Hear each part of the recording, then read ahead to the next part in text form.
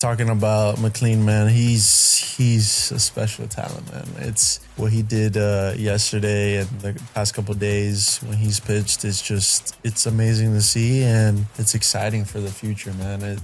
We got great talent. I think that there's a lot of years of us winning in the future. I think Mets fans should be excited about what's coming, and like you said, you got Tong, you have guys, Jett Williams, and other guys that are in the minor leagues that are doing their thing. It's going to be a young core coming up, and excited to see it. Welcome to Meet at the Apple, presented by PC Richard & Son. I'm Vito Calisi. That's Jonathan Barron. And today, going to be a little bit different an episode. But before we get into that, just want to remind you guys, September 8th, Monday night, John and I will be at the PC Richard & Son in Astoria.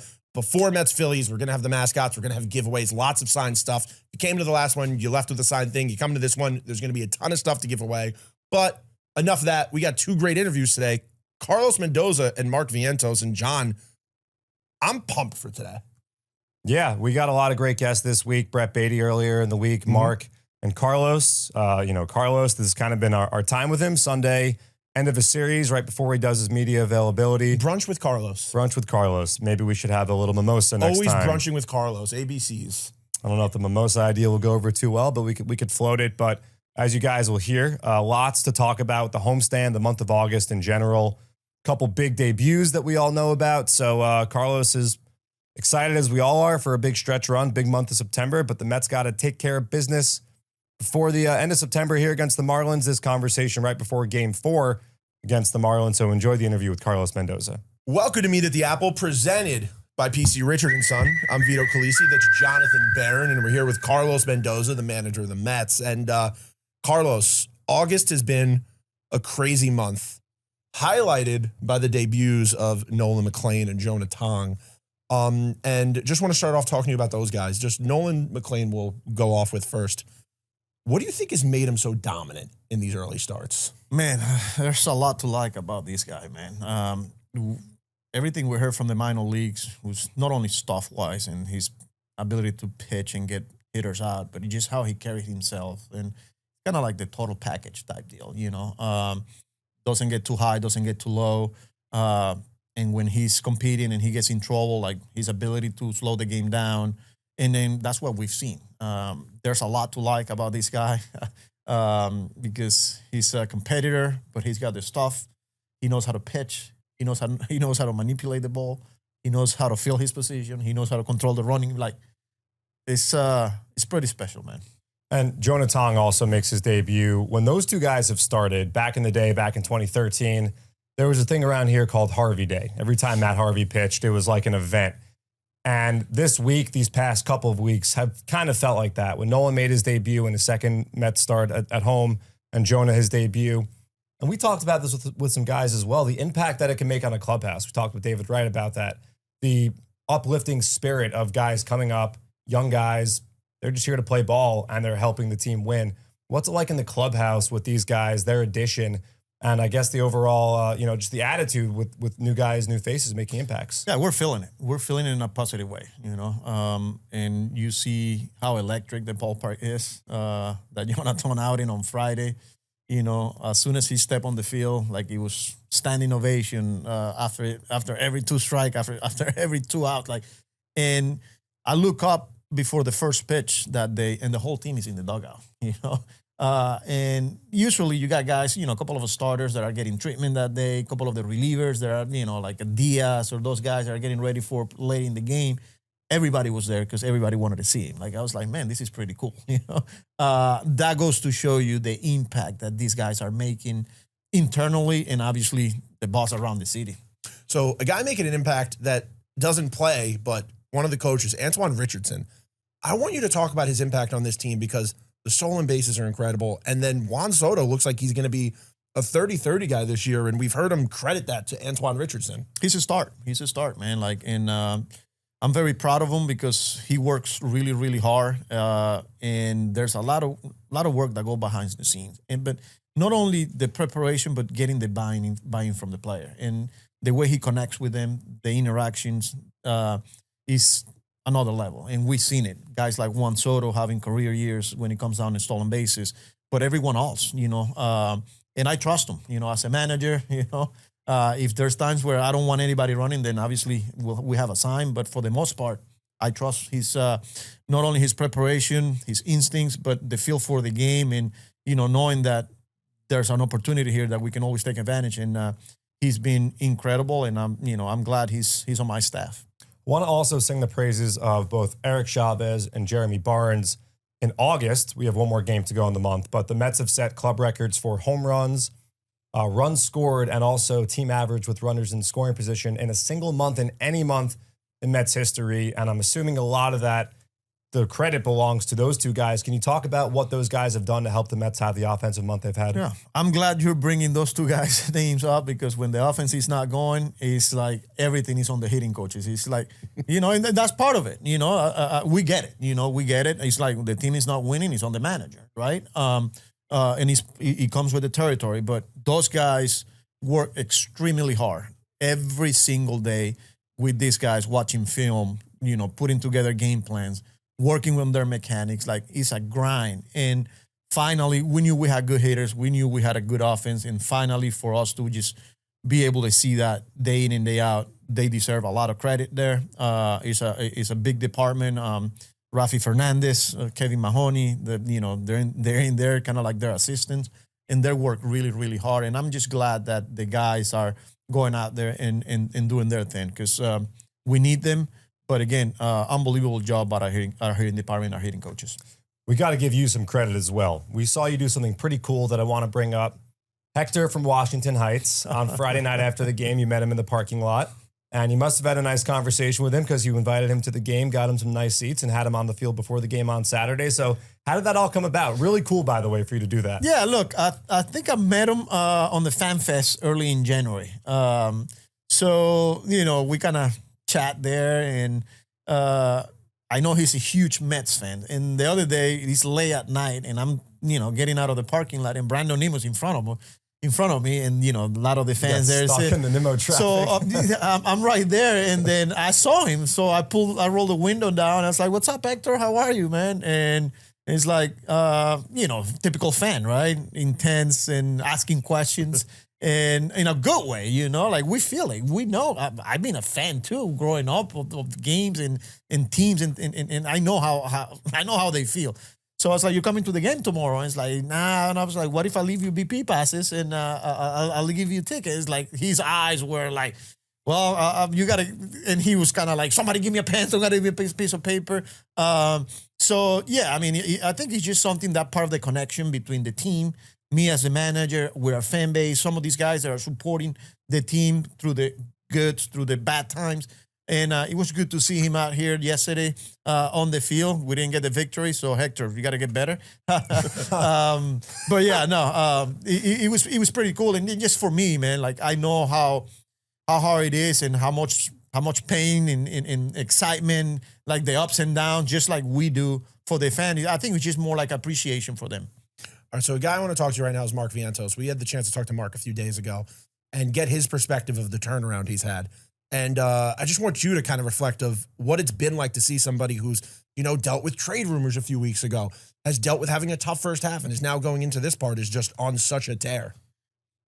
Part of big league life, especially here in New York, where there's always going to be, there's something going on, right? And I'm going to go back to last year when he was supposed to make the team out of spring training, and we ended up signing J.D. Martinez. Last couple of days, we told him, "Hey, man, you're going back to AAA." Not easy. Comes up, hits a walk-off homer, back to AAA. And then finally, he gets an opportunity, 27 homers, and the rest is history. This year, gets off to a slow start, playing every day, and kind of like lost his job pretty much, and I was pretty honest with him. Hey, man, like, there's a competition here, we got other guys that are playing. He gets hurt. And then, you know what? He's like, "All right, I'm going to show you guys what I got." And look at him now. Like, you don't hit 27 homers by accident in this league, And when Mark Vientos is doing what he's doing, our offense is, when you put that bat in the middle of a lineup, I'm proud of him. Obviously, he's not easy. And he kept getting punches, and then he finds a way to get back up, and continues to produce. And, we're going to need that bat. We're going to need the player. Again, never stop working when he's Not happy because he's not playing. He was out there fielding ground balls, preparing, waiting for his opportunity. And as a manager, that's a good feeling. You talk about taking punches. We've seen this team all season long battle back. Even if you guys don't win a game, like Saturday, you're down 8-2, you tie the game. Back in DC, you guys fight back. It feels a lot like last year, and you guys are in a pretty similar position. You're entering September. You've got kind of a weird month schedule-wise, right? Long road trip, one homestand, long road trip to finish it out. When you look back at your first year as manager and a lot of the same guys on this team, what lessons you learned from 2024 that this team can use right now and help get you over the edge and get you back into the postseason in 2025? What are some of those biggest things? Yeah, I feel like every day you're learning, and you learn a lot more and more about your ball club. Last year was last year. It was different personalities. This year we have a different group, but on a way, a lot of the same guys that been through it. They know what it takes to get through a September when you're, on a pennant race, when you're, fighting for a playoff spot. There's a lot of veterans in there. So we're all learning, but at the end of the day, we know we have a responsibility and we don't want to get too far ahead. Our job is to win a baseball game today. It doesn't matter what happened yesterday or last week. Our job is to find a way to get the job done today. And that's our mentality. So as far as like the learning goes, I think that's the biggest thing. Like just, you can get too far ahead. Like you got to take care of business today. So as we wrap this interview up, I just want to go full circle for a second, talk about Jonah Tong finishes that game the other night. I see you and Jeremy Hefner on the high five line, give him like a special kind of a hug, and then you watch him get pulled out to the celebration circle. Just how special was that? Seeing that post-game interview where it seemed like fans fell in love with this kid and then seeing him run out and get embraced like that. Yeah, man, he's just so special. You see, he's a kid. He's 22, but he looks like he's 17, 17, try 13. Something like that, right? He's got like that innocent face, but when he's on the mound, he's got that bulldog mentality, like, I'm coming after you, And then just for him to experience the whole thing, ended up winning a game. He gets the win. The guys are calling him for the circle celebration after the, like, it was just, like, what a moment, These guys started in AA and here we are, and he's at the big league level celebrating a victory. Cool. Well, thank you so much, Carlos, for giving us the time, and we'll see you next time here at the Apple. All right, fellas. Thanks. All right, that was our interview with Carlos Mendoza. Up next, we're going to be doing an interview with Mark Vientos, and this is a guy who, if we want to see this team make a deep run the way he's been playing the last few weeks, that's the guy we're going to need going into September, and one of the most important spots on this team right now, and it's been really exciting to see him turn it around. Yeah, I mean, you look up and he's pushing 20 home runs. He's 5 shy with an entire month to go, and he seems to be back to being a regular staple in the lineup. You heard Carlos talk about how Mark kind of lost his job and was told it's a competition, and, obviously Brett Beatty has done a great job as well. Want to credit Brett for the work he's put in. But Mark's a huge key to this lineup, and we've talked about this before. The Mets expected Mark to be a contributor, and I think the lineup struggled a little bit when he was struggling, but that seems to be completely behind him. He looks completely like the guy that we saw throughout 2024, hitting 27 homers in the regular season and then being the Mets' most productive performer in the playoffs as well. Of course, setting that Mets single postseason RBI record. So enjoy the interview with Mark Vientos, Swaggy V. Welcome to Meet at the Apple, presented by PC Richard & Son. I'm Vito Calisi. That's Jonathan Barron. And we're here with Mark Vientos, who's scorching hot right now. And I want to go back to the Little League World Series because that really feels like it was a turnaround for the team, but also you with that 3-run home run. So I want you to take us through that day and just tell us, like, was it just on the field that was clicking, or is there a part of that being around those kids that kind of like hypes you up and inspires you in a way? Yeah, I mean, I feel like the Little League World Series, growing up as a kid, playing baseball, that was one of my dreams, to play in the World Series. Me and my dad kind of like would turn the TV on, especially when the Little League World Series was on, and watch all the way to the finals. And I just love the competitive nature that tournament brought out of the little kids, and getting to experience it now as a Major League Baseball player and going there, I felt like a little kid. I felt like I was in the World Series, Little League World Series, and it was cool. It was cool. Went down that dirt hill, with one of those boxes, and were you feeling secure during that time the whole way down, or I'd be lying to you if I said I did. okay, yeah. Did you have one of the Cadillacs, like with the full thing, or were you he had a pimped out, or were one. you in the unfortunate the one that like Jeff was on that was just a slab of? No, he had a nice one. I had the legit like someone built it, but it was sick. I was scared. I was scared to go down there, but I was like, I did it. Checked one of the boxes of my childhood dreams, and it was sick. Did you find the kid who I know you said like if I homer, I'm going to give you the bat, and then you homered? Did you find the kid? I haven't found him, but I know he's with the Metro team from Connecticut, which is cool because you're from Connecticut. Exactly. And well, John has a theory. I have a theory. John has a theory that I think you should bring up to Mark right now about Connecticut versus Miami. So I feel like there's Connecticut Mark and there's Swaggy V Miami. I feel like we got two personas and we see them at different times. But like, you are from Connecticut technically, but you grew up in Miami. So Mark's from Connecticut, Swaggy V is from Miami. You agree or disagree with that theory? Yeah, I could agree. With that. I growing up in Miami, you kind of like, I'm not saying in Connecticut they don't have swagger, but like obviously in Miami, you just like, it's that different. It's like that different type of like lifestyle out there, and just growing up over there, baseball year round. And, but I rep Connecticut too, because that's where I was born, and that's where a lot of my family is. So Vito talks about the Little League World Series, and obviously you hit the big 3-run home run. For me, this goes back further. I was actually out in San Diego, July 28th, where you should have had 2 home runs if it weren't for that damn Fernando Tatis Jr. But you did go over his head the second time you hit the grand slam. You're OPSing over 1,000 since then. And around that time, there were also trade rumors with your name involved in them as well. Probably the first time you've experienced that, especially at the big league level. What's it like when you're starting to bubble and you're starting to really find your groove, and you're also hearing your name in trade rumors? How do you deal with that kind of a thing? I feel like you said it, first time in the major leagues I was experiencing it, but I feel like in the minor leagues, my name kind of popped up a lot, like just on Twitter and social media and stuff. But it's hard, but like it's part of the business. I feel like at the end of the day, the only thing you can control is being a good teammate for whatever team you're with, and playing hard, and whenever you get the opportunity, doing your thing. And that's kind of what I would like say to myself, is just control what you can control. Whatever happens, happens. It's meant to be.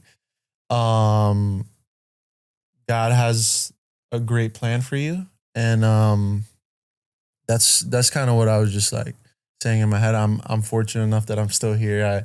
I wanted to stay here and be with the guys and keep doing the thing with them. So I've also heard there's another team that's trying to pick you up right now, and it's Francisco Lindor for the WBC is trying to recruit you for Puerto Rico.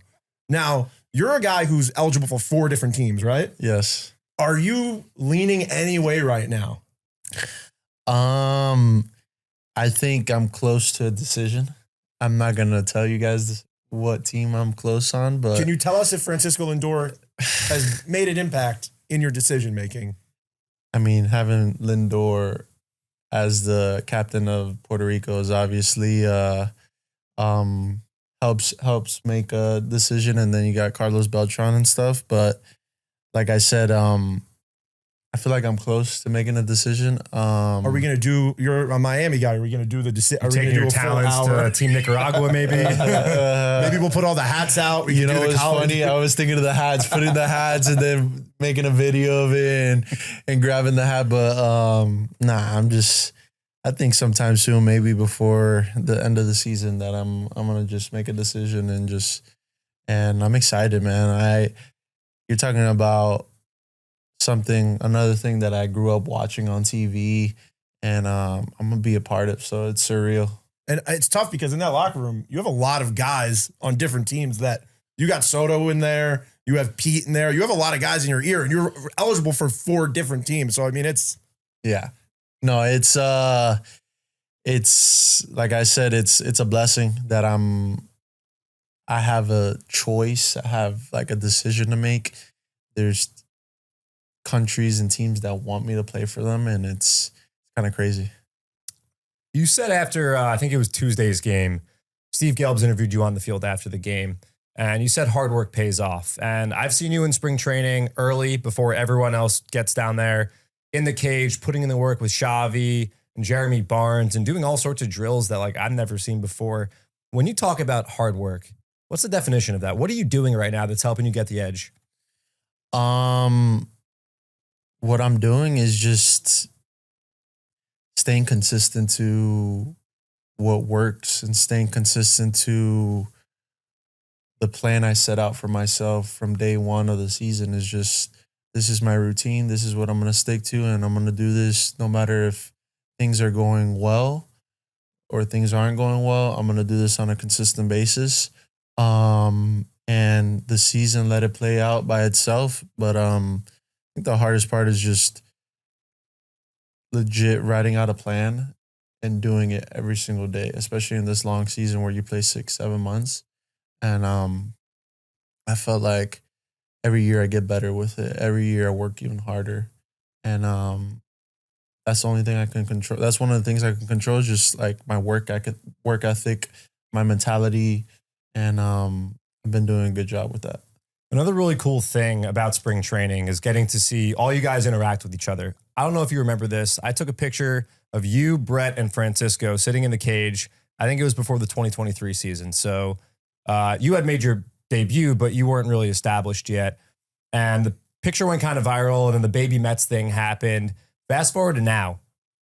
You and Brett are in the lineup every day contributing. Francisco before the thumb injury, same thing. How cool is it looking back, seeing you guys back in 2023, growing up as the baby Mets, and now it's 2025, and you guys are helping the Mets win games, hopefully getting to the postseason again and making another deep run? It's sick. It's sick to be with those guys, familiar faces that I've been around since 18, 19 years old. And now we're 23, 24, 25, and we're doing it in the show. We're doing it in the show. I think if you would ask all of us, we probably expect this to play out the way it played out, and we're fortunate that it did. And it's just cool, man. It's just cool to see us have success in the big leagues. We've been talking about working hard. Those guys work their tail off too. They work their ass off, and it's awesome to be a part of it with them, a part of their career, and see them grow. Is it weird, like, because you're already at that level where now you guys are all at the major league level and succeeding, and you're already starting to see the next like generation of that with Tong getting called up, McLean get called up a few weeks ago. You see at the minor league level, Jett moves up together with Carson Bench and Ryan Clifford. Is it funny being like, you guys reach this level and then you're like, oh wow, like there's these guys also moving up in the system? Yeah, talking about McLean, man, he's a special talent, man. It's what he did yesterday and the past couple of days when he's pitched. It's amazing to see, and it's exciting for the future, man.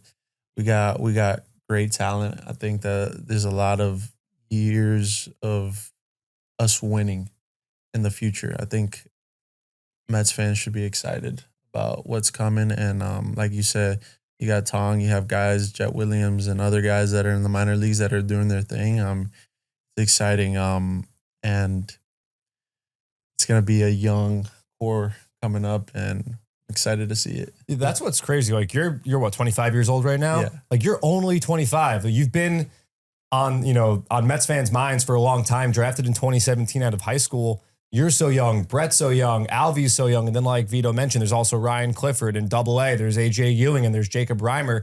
You said it yourself. I mean, this organization is gonna, I think, set to dominate. We talked about it right after you guys lost to LA last year.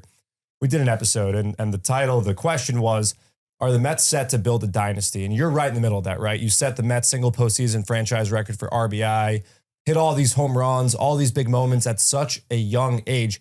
You look back at what you learned from the postseason last year. The grand slam in LA, hitting a home run here against Yamamoto, against the Dodgers, all the other great moments you had. How much does that help you where it's like, man, regular season games, it's nothing. Like, I've been here. I can do this. I've done this. I'm him. Yeah, no, it gives you that sense of confidence in yourself that you've played in the biggest games of your life, and these games are big, but it's just like I've done it. I've been in the situation, and it's crazy to say, like, at a young age that I went through that and did it in the playoffs and did it at the highest level possible. Like, playoffs is a different breed, man. I love the energy. I love how important those games were and how every pitch mattered and every at bat mattered, and it just brings confidence into you that that you can do it and you can do it consistently for a long time. So over the last few weeks, we've seen the team, and you're talking about being consistent. We've seen the team really have an offensive breakthrough. Runners in scoring position right now is just insane. It seems like every time somebody's at second base, they're coming home. What do you guys attribute to that? Is there a philosophy change? Are you guys just doing something different? I think it's hard to say because we went through that stretch where it wasn't happening, and now it's happening. But like, we kind of expected this to happen, where like we're coming through, we're hitting, like our lineup is sick. 1 through 9 is sick.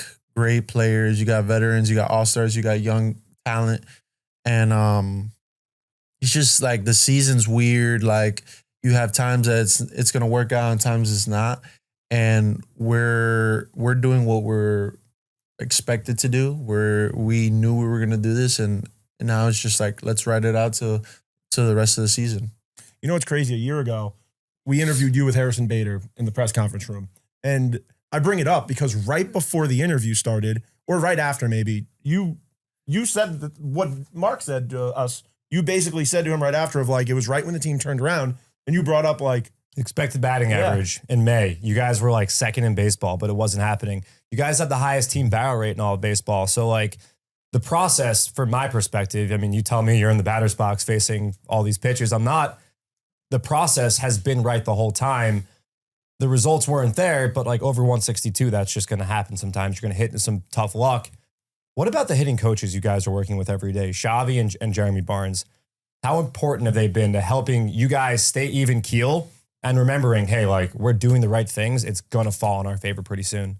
No, we gotta give all props to them, because they're the guys that are doing the work behind the scenes, late at night, scouting reports, pitchers that we're facing the next couple of days on sequences, things that they do on a consistent basis, and how they know that they're gonna attack us. We gotta give them all the credit. I think they're in the cages with us, especially for me, at least. I know everybody else could say the same. It's just like the communication, you tell them how you feel, we fix the problem, and it's just, they've been a lot of help. And not only Xavi and Barnesy, Rafael and Kevin too have been a lot of help, and the hitting department in general. So I got to give them a lot of credit for all the help they've given me this year and the team. Another theory I have about you is, I've got a lot of theories about you. When Mark Vientos is going right, the right side of the field is where you're living. First of all, do you agree with that? And then I'll follow up with my second question. I 100% agree. Okay. 100% agree. Now, do you prefer, what do you like more? Hitting a home run opposite field or yanking a ball down the left field line into the stands? Because like opposite field, your power to the right side of the field, you don't see it a lot. Like guys, that's natural. You can't teach that. But a pulled home run is a thing of beauty also. And then you could do the little bunny hop you've been doing when you know it's gone, which is back. Love to see it. So which do you like more? Dude, I think hitting a ball opposite field and like it's a no doubter opposite field that feels the best, because it's just like you hit it and you're just like looking straight at it, and like you said, that's me. That's me as a hitter. And especially when I don't force it, when it just like happens naturally, that's just like, I could say, it's the funny thing. My first ever home run as a kid was opposite field home run. First major league homer too in Oakland, right? Yeah, Opposite first. field. But like I'm talking about when I was like 10 years old, 9 years old. That far back. Like my first ever home run was an opposite field home run to right center field. So if that doesn't say anything, I don't know what else will. So last year, we're approaching the anniversary, September 6th against the Reds.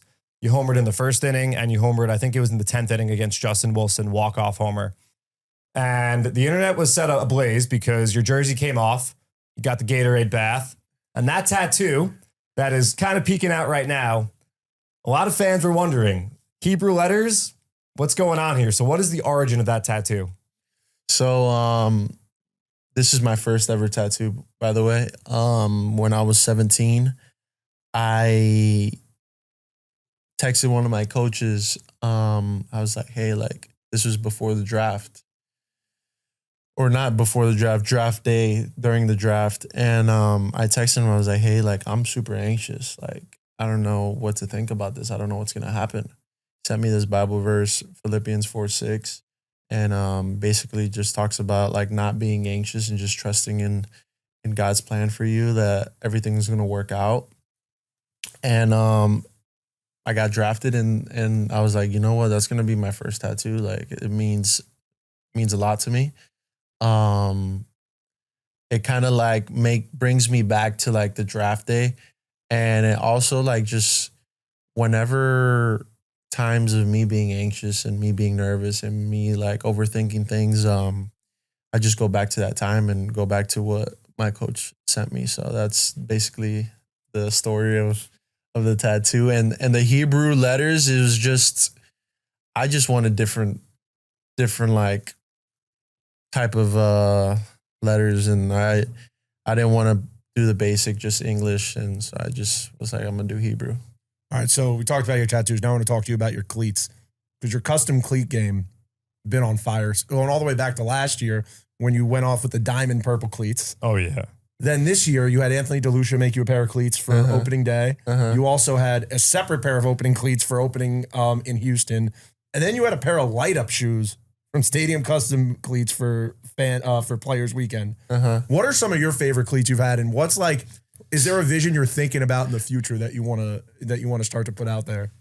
I don't know, man. I think the diamond, the Swarovski crystals for the playoffs. Those were insane. Yeah. Those were insane. I thought you were going to have a Javi Baez situation where one fell off and we had to go look for it. I wouldn't doubt some fell off, to be honest with you, but my dad was like, you are never wearing those ever again. Give them to me and I'm going to put them in a case, which they're in a case at my house.